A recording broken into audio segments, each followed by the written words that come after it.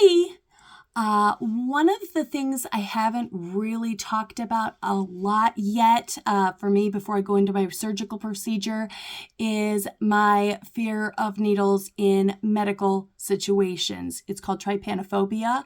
It's fairly common, but it's not necessarily a fear of needles like fear of sharps or whatever. I have plenty of tattoos. Trust me, that's not a problem. Nor is blood, nor is the pain. Where trypanophobics differ from other people who have different fears of needles or sharp-related things is that the problem is that I have a problem with it in my skin. The first thing I do is I panic. I hyperventilate, my blood pressure goes up, my anxiety goes straight through the roof. In the most extreme situations I've had in the past of that, I've actually thrown my body into shock where I am being wheeled into the surgical room, like about ready, it's showtime. I'm right in there. And I have made myself shocky to the point where my veins are collapsing and my IV was actually being squeezed out again. Very uncomfortable, 0 stars, do not recommend. It's like I said, though, it's also a very common fear. And so I thought I would take you guys through my steps that I use to take care of that. And I'm certainly going to be using when the time comes.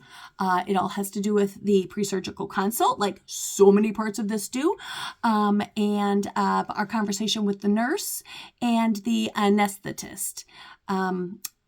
Just to let you or give you a little background on those two parts of it, the anesthetist is going to be meeting with you precisely to find out if there's any kind of concerns that they're going to have when they put you under, anything they need to be aware of because they want to put you under, they want to get you out as well. So that shouldn't take too long unless you have some personal issues. The nurse, though, we handle her carefully when it comes to talking about phobias and different things like that. And the reason for that is that a nurse is the hospital's thumb breaker. It is their job to get the job done. So we have to not only define what the problem is and define what it actually looks like, but we have to put a solution in place immediately so that we keep her on the right or him on the right track. The way I do that, when they ask you, hey, do you have any concerns? I say, as a matter of fact, I do. I have a fear of needles. It causes me to have my anxiety to spike up the roof, and it causes a dramatic increase in my blood pressure. Now, I have a system to deal with that, and I'd like to discuss that with you. They know what they're doing now. They know they don't have to solve your problem for you. They should not start talking you down. Trust me, if you are trypanophobic or any phobic, for that matter, it doesn't matter what somebody says to you, there are no magic words to poof, instantly cure you of all of that.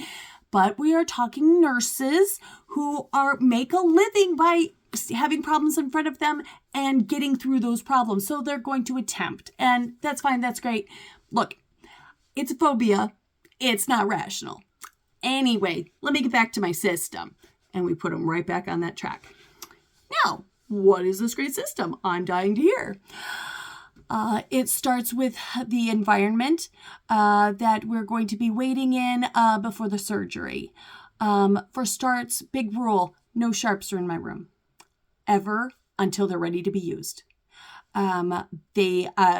It's a big scary thing that's sitting right there, and it's really hard for you to concentrate on being home and concentrate on getting everything ready, relaxing, kind of psych yourself up or whatever you're going to do when you have a big 800-pound gorilla growling at you on the side. And that same scenario that I was telling you about where my veins were collapsing, I was in a room with just a whole tray of that kind of stuff for an hour and a half. By the time they were in there to take care of it, I was almost hysterical. I was crying. I couldn't say 3-word sentences anymore. There was just no way. Everything up here was being occupied with words, get it out, get it out, get it out, get it out, get it out. And so by the time they did, poke me and all the rest of that. It was 8 pokes later. I had skin they had to anesthetize my skin to get it in, and they'd already poked me all over the place. They actually had to hit closer onto my wrist to be able to finally get it in. And then, like I said, I was already in shock and it started oozing out.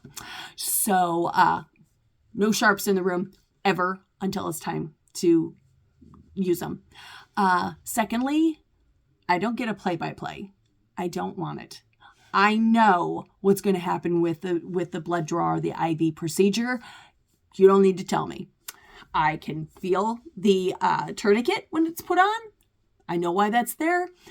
I can feel the cool from the alcohol swab being applied to, the back of my hand or your brachial or wherever else you have it. I don't need that. It is okay to tell me to stay still. It is okay to tell me when it's over. It's okay when you're ready to put the Band-Aid on it or you're breaking out the needle, and that's it. I don't want to hear anything else about it. And that's kind of goes against what their training is. They're trained to let you know what's going on. But in a phobic's case, we're hypersensitive to it, so we do not want that. On top of that, there is no talking me down. I do not need to hear that it's not a lot of pain and this is just a little poke and don't worry, there won't be any blood, because none of that is the problem for me. The problem for me and my phobia is it's going in my skin. Get it out, get it out, get it out, get it out, get it out. That is all the conversation that's going on in this head. And at the time, that is all the information that is going to be going into that head. So I don't need to hear anything else. Trying to talk me down in that kind of a situation, number one, you're talking to a person in complete crisis who is not absorbing anything you're saying. But besides that, you could actually trigger further because I'm trying to escape those kind of thoughts. I'm trying to get myself calmed down enough to, by removing myself, at least mentally, from the situation that's going on right then. I don't need you to bring me back. That won't work out for anybody. Unless you want to hear the F-bomb from one end of your hospital to the other. We don't go there. It's a waste of your words. I also push fluids the day before. I push them a lot. And I want to have really good veins. I want you to hit it the first time. If I can handle it, I will give the hospital staff 2 shots to get it in. But after that, you need to bring somebody else in to give it another try, because I'm doing the best I can with this. And this is going to be really hard on me. Honestly, getting the IV in is the hardest part for me of any surgical procedure. Literally anything I've ever had done. The hardest part is right there. After I get that in, it's covered up. Whether it's with just a piece of gauze or a blanket or whatever, that's fine. I don't want to see it. I don't mind the bruise. I don't mind the Band-Aid. I mind the IV site. So that gets covered up. And then after that, when I discuss that with the nurse, I'll answer questions. I'll have them write it down. Absolutely, here's what's going on with it. After I do that, I go home and I talk to my surgery buddy, the person who's going to be taking you into the surgery and picking you up afterwards. For me, it's going to be my husband. He's already familiar with it. He knows exactly what to do. But if this is your first time having a surgery with your surgery buddy coming in, or maybe it just hasn't come up ever, not everybody shares their phobias immediately. Make sure that you discuss that with your surgery buddy as well, just so that if it comes down and you are in crisis, you have a trusted friend there to help you kind of manage the situation a little bit better. After that, remember, you got this. It's okay to be scared. It's okay to talk about that. That your hospital staff want to know this could be an issue before this catches them off guard. They do not want surprises. Surprises in a hospital do not come with balloons and a party. Those are bad. We want to make sure we remove as many chances of that happening for you as possible. And it'll definitely make not only your surgery better, but it'll give you a better experience with it too. Remember, I am not a doctor. I don't play one on TV, and I highly encourage you, if you're struggling with this kind of an issue or something else that might possibly impact your surgery, that you talk to a licensed physician or an expert in the field so that they can give you their best advice. I'm telling you what works for me. And I'm doing this so that I can start a conversation. I am not giving medical advice. Don't get your medical advice just off the internet. That's kind of silly. Anyway, if you like the content that you're watching and you want to see more of it, make sure to like and subscribe and rate and follow.